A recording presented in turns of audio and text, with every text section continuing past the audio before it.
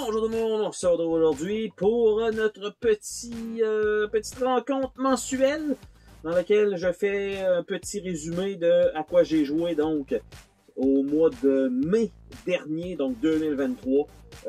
Beaucoup de jeux qui ont été joués le mois dernier. Il y a eu un jour férié qui a aidé à la cause donc de tout ça.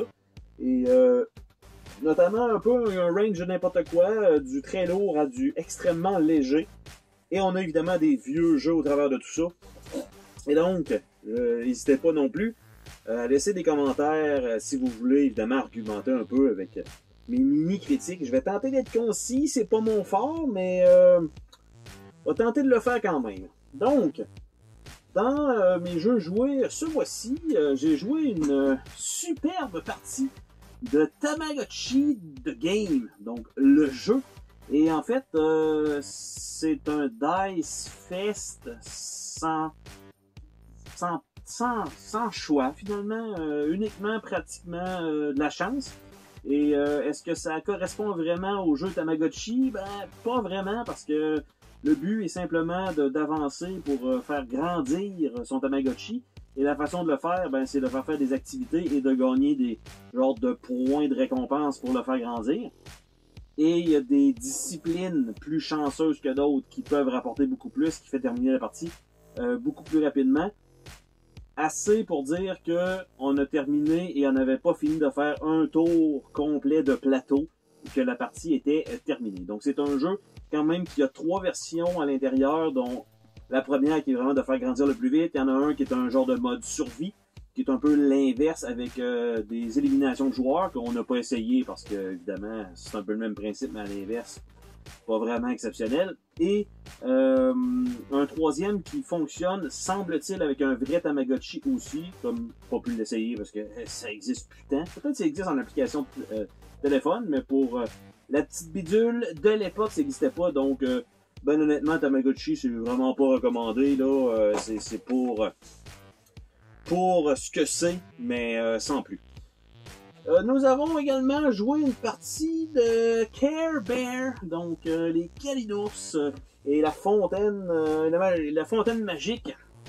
Donc évidemment, si c'était un jeu pour adultes, on saurait très bien de quelle fontaine on parle, mais ici, ce sont les Kalinours. Et c'est un jeu, en fait, avec un plateau 3D. Franchement, pour le principe, et non pas pour, parce que c'est très très très léger, il n'y a aucun lancement de dés, c'est le genre de roue qu'on tourne avec des couleurs. Une fois qu'on comprend évidemment le système des couleurs et qu'est-ce qui arrive après quoi, c'est sûr que ça rend le jeu trop simple pour, on va dire, des gamers. Par contre, pour ce que c'est, pour comment je pourrais dire, la création artistique du plateau et ses fonctionnalités, parce qu'il y a un petit peu de dextérité au travers de tout ça en plus, c'est franchement bien pour l'époque, assez impressionnant. Pour ce qui est du niveau gameplay, ben non, là. Le but est simplement de, quand on a des épreuves à faire, il faut tomber sur les cœurs pour gagner un morceau de casse-tête. Il y a 6 morceaux de casse-tête. Dès que vous avez les 6, vous avez gagné la partie. Donc c'est simplement ça. Il y a des emplacements que ça vous permet de gagner 2 morceaux de casse-tête et c'est tout. Ce n'est que ça. Vous virez la roue, vous choisissez 1, 2 ou 3 emplacements, un peu comme un vieux téléphone à cadran. Tout simplement, il y a une couleur qui sort, vous avancez à cette prochaine couleur-là, il y a quelqu'un, vous skippez à la case suivante et c'est à peu près tout. Donc, très très très très simple. C'est sûr qu'avec l'âge, les pièces commencent à être un petit peu plus maganées, mais somme toute, pour le principe, intéressant, mais de là à dire hey, c'est mon jeu de l'année, clairement pas. J'ai également rejoué en fait une partie de Disaster ou Désastre, qui est un jeu dans lequel vous devez survivre à des désastres et foutre le bordel. Et donc, tout simplement, c'est quand même un jeu de chance. Petite partie de stratégie de quand on veut déclencher les désastres, quand on a des cartes de désastre. Mais somme toute, quand même sympathique. Peut-être un petit peu long pour ce que c'est. Normalement, dans les règles, je crois qu'ils disent d'aller chercher 6 jetons de désastre. Je dirais 4 jetons, ça serait pas mal ça pour que ça se termine. parce qu'à 6 jetons, on peut virer en rond là, extrêmement longtemps. Donc, désastre, il faut survivre à 4 possibles désastres, 2 qui fonctionnent de la même manière, dont un bateau qui coule et un avion qui crache. Il y a un tremblement de terre, qui est le plus punitif rapidement, et il y a aussi un gratte-ciel qui pogne en feu. Donc, il faut survivre à ça et évidemment punir les autres pour qu'ils perdent leur jetons. Donc, tout simplement, c'est un très très vieux jeu, plateau où on tourne les dés, on vire en rond, mais sympathique quand même. J'ai pu essayer une partie, on change de registre totalement, mais c'est le même genre de boîte encore, de Hoplomachus Remastered. Donc, j'avais pas joué à l'original, donc je peux pas comparer avec ça. Par contre, avec cette édition-là, j'ai pu comprendre qu'il y avait un mode solo qui était ajouté. J'ai pu jouer à la version, je vais dire, de base, un combat 1 contre 1. Donc, dans une arène, avec chacun une faction qui, au final, avait l'air de vraiment pas se ressembler. Mais finalement, à force que les unités sortent, on s'est rendu compte que, ah oui, on a à peu près le même genre de mécanique et ça fonctionne quand même bien. Les chips en dessous, donc de vie, tout ça, ça fonctionne bien. Encore une fois, pour ceux peut-être qui ont joué plus à Too Many Bones, qui connaissent plus Too Many Bones, ça vient avec une charte d'unité. Et donc, il faut toujours comme la passer, faut la passer entre les joueurs pour valider, ah oui, ce mot-clé-là, c'est ça. Éventuellement, on finit par connaître ceux-là qui reviennent le plus souvent. Mais parfois, oh, on peut jouer une unité, ah, c'est une nouvelle, faut qu'on aille voir. Tu sais, ça... Plus on va jouer, mieux ça va être.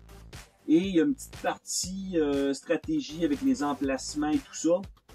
Par contre, si évidemment vous essayez de faire le meilleur mouvement possible, ben ça va être une partie quand même qui peut s'éterniser un peu.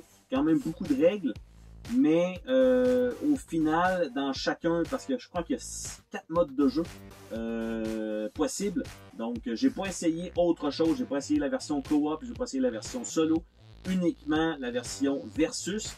Et c'était très bien dans ce mode-là. Ça donne le goût de rejouer avec possiblement un autre armée, on va dire ça comme ça, un autre groupe de gladiateurs, pour pouvoir voir un peu la différence, essayer différentes stratégies. Et il y a aussi 2 plateaux, donc possible avec qui fonctionnent pas exactement pareil. Donc nous on avait joué du côté qu'on choisit nos récompenses et non pas une ligne qui monte, donc on avait un peu plus de possibilités et on n'a complètement pas joué de la même façon non plus, alors que je m'attendais à perdre et au final à la fin j'ai réussi à reprendre le dessus après certaines petites choses, mais les petits mots-clés, tout ça, retaliate, faut toujours y penser, des fois on oublie tout ça et évidemment ça fait que la partie peut-être peut aller d'un côté au lieu d'aller de... Et il y a aussi les dés.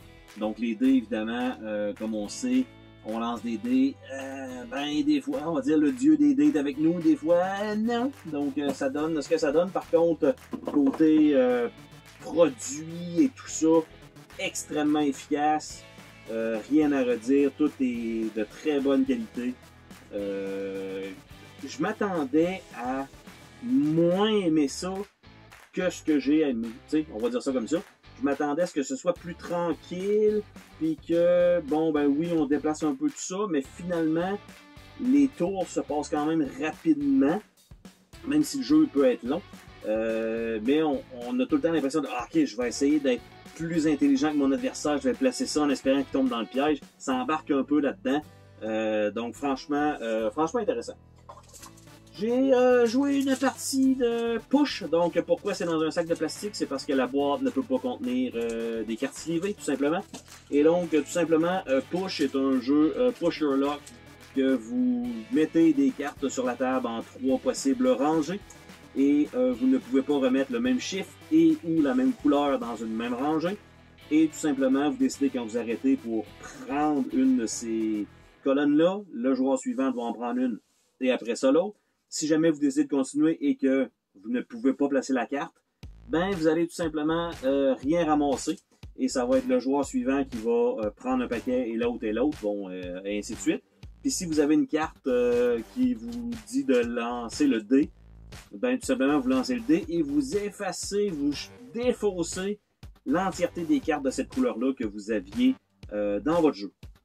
Donc, il faut banquer des points pour ce faire. Vous devez skipper votre tour. Donc, des fois, c'est sûr qu'il y en a qui vont comme pas nécessairement comprendre la subtilité de ne pas tout mettre et d'espérer d'aller au fond, mais de s'arrêter ou de juste punir en mettant, par exemple, juste une carte, de rouler le dé seul dans une colonne, de prendre une carte avec un point, d'arrêter ça là, de prendre la carte avec le point, et le joueur d'après doit rouler le dé et probablement, possiblement perdre beaucoup de points en un seul roulement de dé. Donc, c'est un peu ça qui fait partie de la stratégie. Donc, très, très, très léger. Quand même bien, une belle petite découverte. C'est un filler, c'est pas quelque chose qui est extrêmement pesant. Peut-être 15-20 minutes, c'est réglé. Donc, somme toute, pour ceux qui n'ont pas apprécié nécessairement, ils n'ont pas compris peut-être la finesse du minimum d'interaction qu'on peut avoir avec les joueurs. Si vous dites, ben j'essaie d'avoir le maximum de score, ben là, c'est sûr que probablement ça ne fonctionnera pas pour vous. J'ai fait également une partie du le portail des héros, donc qui est un petit élastique autour de la boîte, parce que, encore une fois, les cartes livrées rentrent moyennement dans la boîte, et c'est un petit jeu dans lequel on doit faire un nombre de points. Pour faire un nombre de points, vous devez invoquer des héros. Pour invoquer des héros, vous devez les sélectionner, les avoir sur votre portail et payer un coût. Payer un coût en termes de nombre de cartes, en termes de valeur de cartes, qui sont des perles, qui sont disponibles, on va dire, à l'achat au milieu de la table. Et tout le monde voit un peu quelles cartes vous avez besoin pour vos héros. Donc, il n'y a rien de caché en tant que tel, à part les cartes que vous prenez en main. Donc, il faut se souvenir qu'il y avait le prix 2-8, par exemple. C'est pas vraiment grave dans tout ça. Et les héros ont également souvent des pouvoirs, par exemple, qui vont vous donner une carte de valeur à chaque tour. Il y en a qui vont vous permettre d'aller voir le prochain héros. Il y en a qui vont vous permettre de gagner un diamant supplémentaire qui va vous permettre de monter ou diminuer la valeur d'une carte. Vous avez plusieurs petites choses comme ça. Les règles semblaient beaucoup plus confuses que ce que c'est, parce qu'il y a beaucoup de petits symboles de « Ah, il faut que tu joues ça avant, ça faut que tu fasses ça après ». Donc ça, il y a une petite période d'apprentissage de peut-être 1 ou 2 tours de jeu, puis à un moment donné, oh, quand ça commence, là, c'est là que ça s'imbrique. OK, on essaie d'avoir des points. Évidemment, les cartes qui valent le plus de points sont extrêmement difficiles à faire. Donc, quand même intéressant. Est-ce que c'est un jeu que je pourrais recommander? Je dirais que oui, la première partie va être un peu plus difficile à cause de l'iconographie, qui n'est pas toujours claire. Il y a juste un feuillet de règles, donc évidemment vous devez le passer. Il n'y a pas de carte d'aide qui est là. Mais pour, je vais dire, pour la légèreté que ça devrait être, non, parce que c'est un peu lourd. La mécanique est facile. T'sais, on prend une carte, je peux-tu acheter? Oui, j'ai-tu trop de cartes, faut que j'en défausse. C'est un peu ça. Mais les pouvoirs font que ça devient compliqué peut-être un peu plus rapidement, et l'iconographie. Donc, c'est comme un mid-game. C'est pas un jeu complexe, mais il le devient à mesure qu'on joue. Bref, le portail des héros. Par la suite, j'ai refait, parce que j'avais joué le mois dernier, une partie de Undercover, donc toujours un peu la même chose. Donc, une partie, bien sûr, de chance, dans laquelle on doit simplement bouger, en fait, je vais le garder ici en attendant pendant que j'en parle. On doit bouger donc des agents, différents agents. On en a un qui doit se faufiler caché, mais évidemment, tous les agents augmentent en termes de points à peu près en même temps.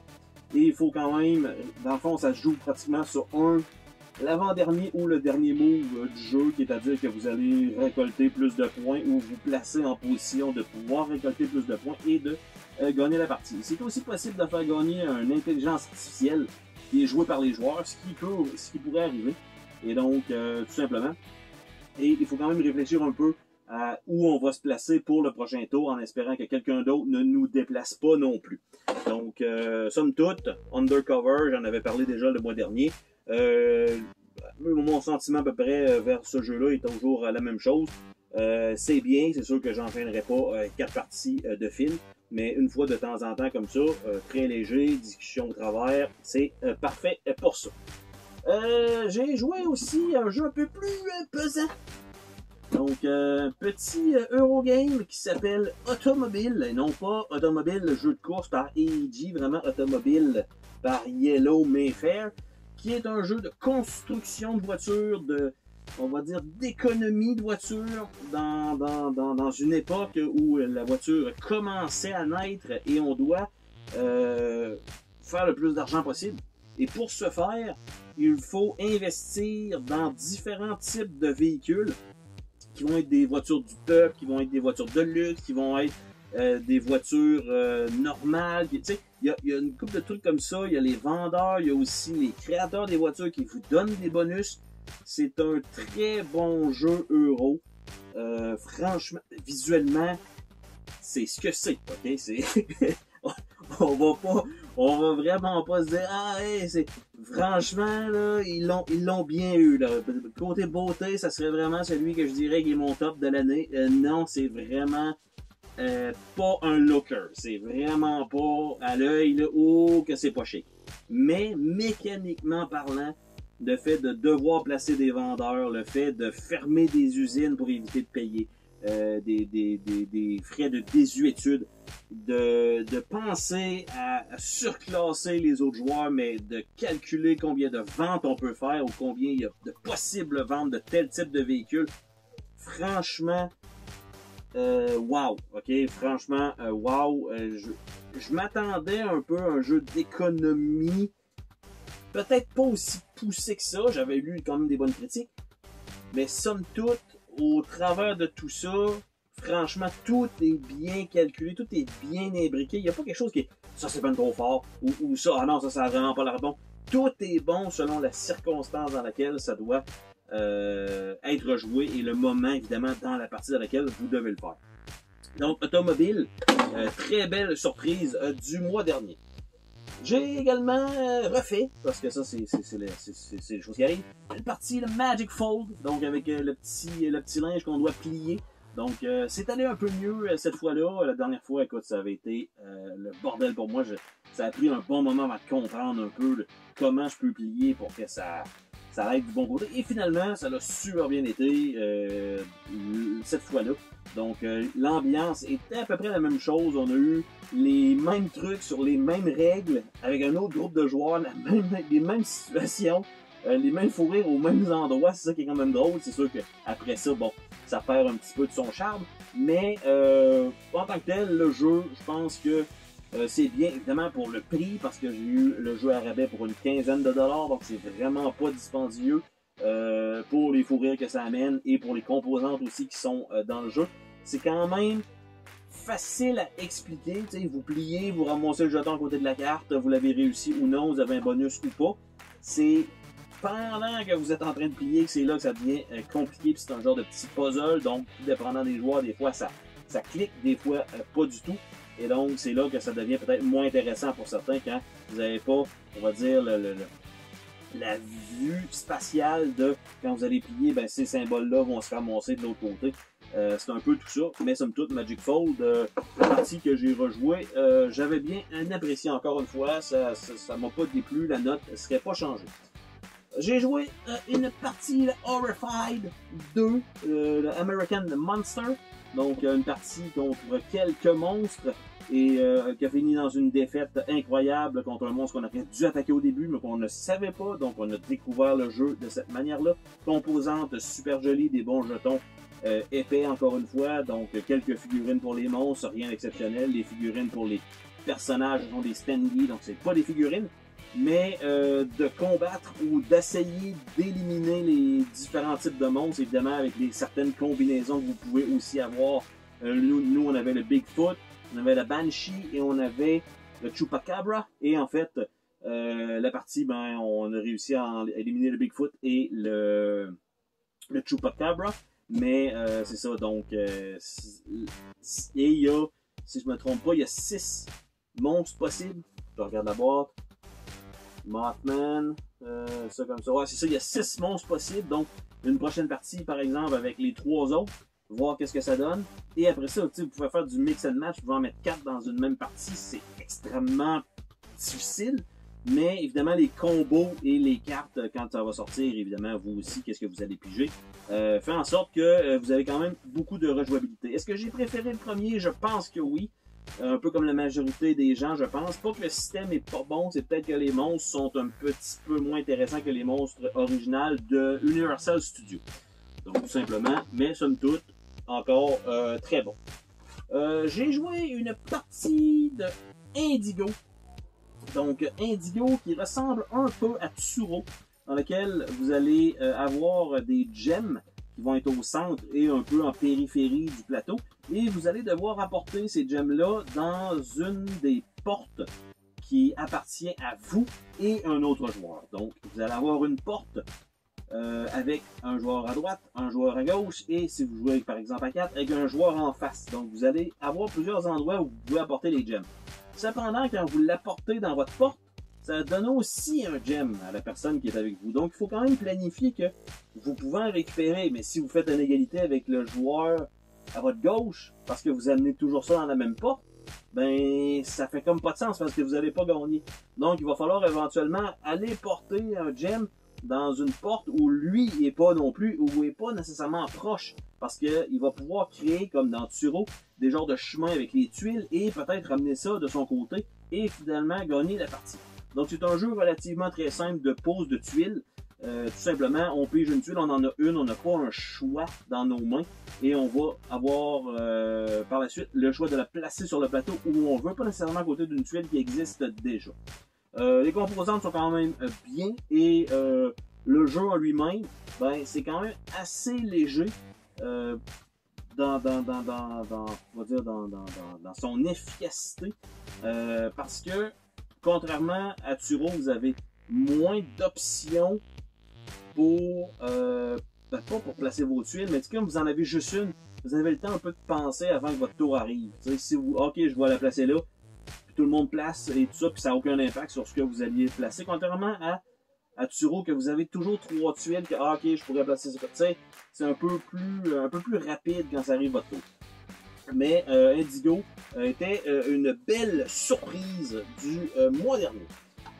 J'ai eu aussi, parce que j'ai pas fini, j'en ai joué déjà, une partie de Bloodborne de card game et non pas de board game, que j'ai joué board game déjà il y a quand même un bon moment, que j'avais apprécié le système. Et là ici, Bloodborne de card game qui était sorti avant le board game, et ma foi correct, un peu deck building, un peu co-op, mais un peu versus, c'est comme, on ne peut pas, en fait, on peut pas perdre. Ça change rien, là. Mais il faut avoir le plus de sang, de gouttes de sang récupérées, qui est les points, en fait. Et pour ce faire, vous devez attaquer les monstres, mais il y a une petite partie de bluff avec, ben, je vais y aller, je vais attaquer 3. Là, moi aussi, je vais y aller, je vais attaquer 3, comme ça, on va le tuer, puis ces deux-là n'auront pas de points. Mais finalement, il y en a un qui va avec 3, l'autre, il va juste avec 2 en se disant, ben, garde, c'est pas vrai, moi en même temps je suis protégé, fait que tu vas te prendre le coup, puis en plus on donnera pas de points à personne. Tu sais, il y a une petite stratégie là-dedans, un peu comique, de oui, on y va, un peu de discussion, mais que, vu que c'est un semi-co-op, et vous avez pas, comment je pourrais dire ça, faut que vous fassiez des points, pour gagner, il faut vous faire des points, c'est simplement ça. Donc, dans tous les cas, c'est que quand vous mourrez, vous avez la pénalité de perdre les gouttes de sang que vous aviez récupérées. Donc, ça joue un peu en compte de un joueur qui n'a pas de gouttes de sang présentement, ça va en 2 phases que vous pouvez en récupérer et les banquer par la suite. Mais à ce moment-là, il n'y a aucun impact pour lui de mourir et de retourner dans une autre phase. Il n'y a rien à perdre. Donc, il faut toujours prendre ça en compte quand on va décider, nous, d'attaquer. Voir est-ce que je pousse ma lock un peu plus loin. Le artwork, ça fonctionne bien. Le matériel est quand même de qualité, évidemment, pour le prix du jeu, qui n'était pas un prix exorbitant non plus. Mécaniquement parlant, avec chacun joue une carte, on révèle tout en... Ben, je sais même pas si on révèle tout en même temps, je me rappelle pas. Je pense qu'on les place, un révèle, ça va faire ça. Puis, non, on révèle tout en même temps, puis après ça, ben, on applique en conséquence du tour. Et c'est beaucoup un peu de coup d'enfoiré de j'avais dit que j'allais jouer 2 dégâts, finalement je joue 3, je vais le kill. Tu sais, c'est un peu ça. Mais le jeu, c'est ça le but. Donc il faut s'attendre à faire des coups d'enfoiré dans le jeu. Ce n'est pas un jeu co-op comme la version board game. Donc, après ça, j'ai joué une partie. Ici, un vieux jeu qui est Batman Return, un jeu de Gigantic, qui est en fait un jeu avec qu'on a un tapis en plastique ultra grand qui prenait pratiquement le 2/3 de la table. Et pourtant, c'est une table 4x6, donc c'est quand même une bonne table, une bonne grosseur de table. Et en fait, c'est un dice fest, encore une fois. Tu sais, du dice rolling dans cette époque-là. C'est pas rare. On roule le dé, on avance autour du plateau, il faut qu'on récupère 4 cartes. Pour récupérer des cartes, il faut rouler la valeur exacte sur le spot. Donc, il faut tomber sur un spot dans lequel on peut récupérer une carte. Et après ça, bien évidemment, ça va être à la vie et à la mort, on roule. À chaque tour que ça revient à toi, tu roules. Est-ce que j'ai eu 4? Non. Est-ce que j'ai eu 4? Non. Est-ce que j'ai eu 4? Non. Fait que là, tu vides ça et vous avez la carte.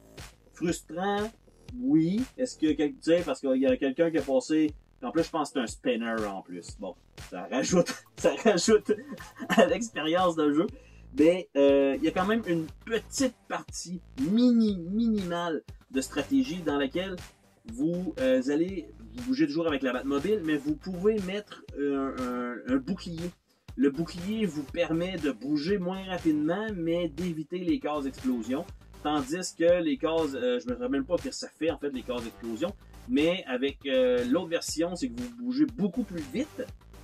Avec, par exemple, je pense que c'est 2D, je vais dire 2D, mais non, c'est un spinner, mais vous bougez beaucoup plus vite, vous skippez des cases, donc pour avancer sur le plateau, donc ça va beaucoup plus loin, beaucoup plus rapidement, mais si vous tombez sur une explosion, il me semble qu'il arrive quelque chose, vous retournez dans votre coin initial, donc il y a quand même de quoi à faire avec ça, mais c'est une petite stratégie, un élément de choix au moins dans le jeu, parce qu'on peut choisir à gauche ou à droite, mais on essaie d'aller sur une prochaine carte, tout simplement, et après ça, on spin jusqu'au temps qu'on récupère la carte. Donc, pas nécessairement ultra palpitant, quelques pièces de carton, un spinner, des cartes cheapettes, donc c'était ça à l'époque. Est-ce qu'on a eu du plaisir? Oui, parce qu'il y a quelqu'un qui est resté pris à faire la même action pendant toute la partie, à essayer d'avoir un 1 qu'il l'a jamais eu. C'est drôle pour tous les joueurs, mais il faut pas que ça dure plus que 30 minutes, parce que sans ça, c'est sûr et certain que la table va être flippée en bas. J'ai continué avec, parce qu'il me reste 3 jeux à lesquels j'ai joué le mois dernier, donc il y en avait, c'est une bonne cuvée. Disney Gargoyle Awakening, donc tiré de la série animée des Gargouilles, donc de l'époque. Et le thème est bien rendu. On a des éléments 3D avec une petite map donc sur le plateau. On a les différents buildings, différents étages. Ça va nous permettre de planer d'un bâtiment à l'autre. Il y a 5 scénarios de fournis. C'est un peu dans la lignée du Alien Fate of the Nostromo, exactement. Un peu dans le même genre, donc c'est les mêmes cartons, la même qualité de carton que Horrified, la même chose. C'est un beau plateau, la même grosseur, même format de boîte, la même chose. On a quelques figurines, les gargouilles, donc qui vont être nos personnages. Et les ennemis, bon, il y en a quelques-uns que c'est simplement des jetons de carton. Le premier scénario étant plutôt facile, on va dire ça comme ça, dans lequel on doit simplement attaquer un boss, en fait attaquer 2 boss et en avoir un de notre côté qui reflète tout le temps du côté méchant à chaque fois qu'il arrive un événement. On a quand même gagné, je veux dire, de façon facile. Il n'y avait pas l'air d'avoir un timer. Oui, il y a un timer, mais ça ne nous a pas trop impressionné comme premier scénario. Probablement qu'avec plus d'éléments, dont plus d'ennemis aussi sur le plateau, ça doit être un peu mieux. Parce que là, ça nous a laissé un peu sur notre fin de ben oui, on a des bonnes cartes, on a des bonnes actions, on lance des dés, on attaque, waouh, j'ai l'impression d'être puissant, tout ça, et finalement, ben on a vraiment gagné trop facilement le premier scénario. Donc, côté mécanique, super bien, c'est bien rendu, thématiquement parlant, ça le fait. Petite bémol, bon, la difficulté pour le premier scénario, les autres, je sais pas. Mais les bâtiments, malheureusement, ne peuvent pas retourner dans la boîte, monter, il faut les démonter. Et bien honnêtement, juste de les avoir montés une fois et de les défaire, je m'attends pas à ce que ça résiste à l'usure du temps. Franchement, les coins des emplacements où il y a une intersection, là, quand on plie, c'est sur le bord de déchirer déjà. Ceux-là qui rentrent un dans l'autre, le carton commence à se décoller. Donc, vraiment, peut-être un petit souci de ce côté-là, parce que les autres jeux de la même compagnie, dans le même range, n'avaient pas ce type de composante-là. Là, ici, on voit que ça va devenir un problème, probablement à long terme ou avec une utilisation répétée. J'ai joué l'avant-dernier jeu du mois, évidemment, c'est pas dans l'ordre, c'est un peu dans le désordre. Ça ici, une grosse boîte qui est 20 000 le League Under the Sea Game, donc 20 000 lieues en dessous de l'océan. Et en fait, c'est un jeu plutôt intéressant. On va dire ça comme ça, c'est pas un jeu de gamer, c'est un roll and move de l'époque. Encore une fois, on voit le type de boîte que c'est. Par contre, de la manière dont ça fonctionne, c'est que vous allez avoir votre petit sous-marin bateau et vous allez pouvoir choisir d'aller dans l'eau et de lancer un dé qui n'avance que de 3 cases, advenant le cas, ou d'être à l'extérieur et d'avancer possiblement de 6 cases. Par contre, quand vous êtes à l'extérieur, c'est que vous allez avoir des genres de tourelles avec des petites tiges qui dépassent, que si ça touche votre bateau, ben vous devez retourner à votre case départ. Évidemment, il y a d'autres éléments qui vont faire autre chose sur le parcours, mais pour pouvoir, on va dire, que, tu sais, mais t'avances ton jeton, puis t'as juste à pas toucher à tige. Oui, je sais, mais l'affaire, c'est que le plateau est sur un disque rotatif. Donc, il y a comme 2 épaisseurs. Et quand vous avez, il y a certaines cases que vous pouvez faire ça, c'est que vous allez tourner un des 2 plateaux. Et sur ce plateau-là se trouvent donc les tours avec les bâtons et elles vont se déplacer et même faire une rotation sur elles-mêmes, ce qui fait que parfois ça va vouloir toucher donc le trajet extérieur, des fois le trajet intérieur. Donc, et c'est un peu aléatoire de la manière dont ça se passe. Donc, pour ça, pour le principe de mécanique de ça, c'est un wow parce que c'est quelque chose qui n'a pas été répliqué par la suite. C'est le genre de truc, des fois, bon, un roll and move très simple, hein, puis on applique l'effet. Là, oui, un peu de ça, mais ça rajoute un effet wow au jeu que c'est dur de retrouver maintenant. Oui, on a des jeux Euro, bon, on sait ce que c'est, mécaniquement c'est bon, mais l'effet 3D ou le principe de pourquoi il y a un jeu, en fait, ben, on n'a plus ça exactement comme ce genre de truc-là. Donc, très impressionnant de voir ce qui était fait à l'époque et qui fonctionne encore. Ça plie un peu, mais ça fonctionne encore très bien. Donc, celui-là, 20 000 lieues, 20 000 League Under the Sea Game. Donc, c'est pas une boîte neuve comme vous avez pu voir, mais les pièces sont encore toutes là. C'est très très clean. Ça fonctionne très bien. Et le dernier jeu du mois, j'ai pu faire une première partie de Unicornus Night, qui est un jeu qui est un peu complexe, dans le sens que vous devez protéger une princesse qui, elle, veut retourner à un château qui est blindé de soldats et avec un ennemi extrêmement puissant à l'intérieur. Et il faut réussir à l'amener, elle, parce que parfois elle va bouger en ligne droite vers le château, dépendant de quelle version, parce qu'il y a 4 versions de la même princesse que vous pouvez jouer à chaque partie. Et elle va donc s'en aller dans un chemin normalement en ligne droite vers le boss. Et vous avez donc un soldat qui va bouger avec des troupes, qui va essayer d'en recruter et qui va vous permettre donc, avec certaines habiletés spéciales, d'attaquer des lieutenants de l'empereur pour les éliminer du plateau, parce que eux vont avoir des personnalités agressives qui vont vous courir après. Il y en a d'autres qui vont être défensifs, qui vont rester sur place. Il y en a d'autres qui sont normaux, ils vont rien faire tant aussi longtemps que vous ne rentrez pas dans leur territoire. Et il faut un peu gérer ce gros puzzle-là au complet, avec les ressources. Donc pour bouger, il faut dépenser un nombre de ressources, on va dire de la nourriture en tant que telle. Donc vous devez dépenser de la nourriture pour bouger. Plus vous avez de soldats, plus vous allez avoir de la puissance d'attaque, mais plus vous devez dépenser de ressources. Donc il faut toujours prendre un peu en compte ça, que si éventuellement vous voulez bouger rapidement, il va falloir se départir des soldats ou de les laisser mourir éventuellement. Quand vous faites des combats, vous pouvez prendre vous-même les dégâts ou perdre des soldats, donc c'est là où ça rentre un peu en ligne de compte pour les déplacements par la suite.